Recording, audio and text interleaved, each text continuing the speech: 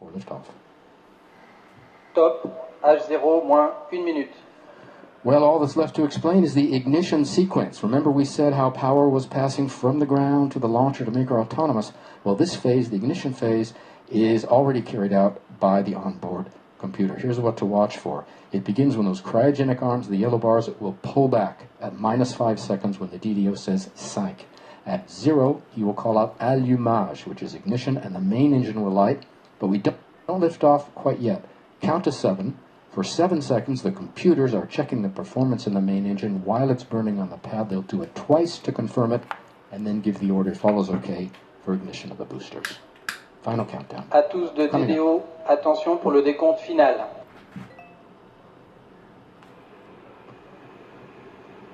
10, 9, 8, 7, 6, 5, 4, 3, 2, unité, top, allumage Vulcain.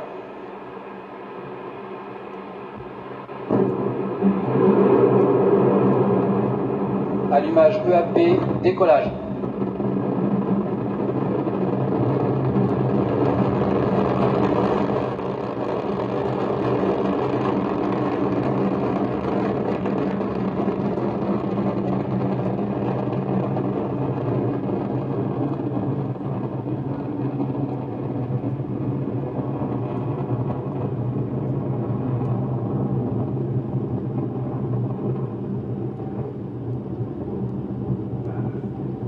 Beautiful pictures again of Ariane coming roaring off the pad, leaving a trail of gold. I think we've lost her in the clouds. There she is.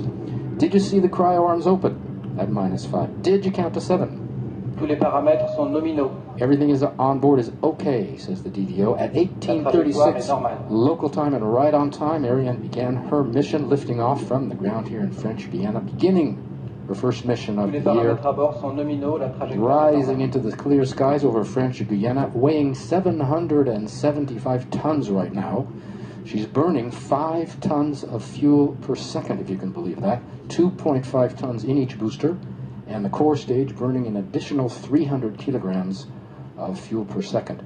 She is following the program in the onboard computer, which is located in the vehicle equipment bay below the satellites, which gives all the orders, including stage separation. We'll soon begin to see those.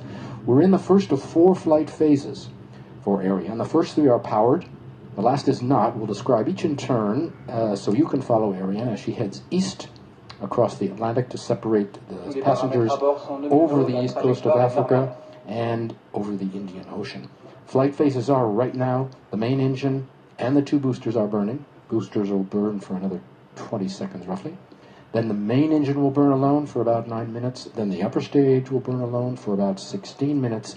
And the final flight phase, not powered, we'll get back to that when it happens.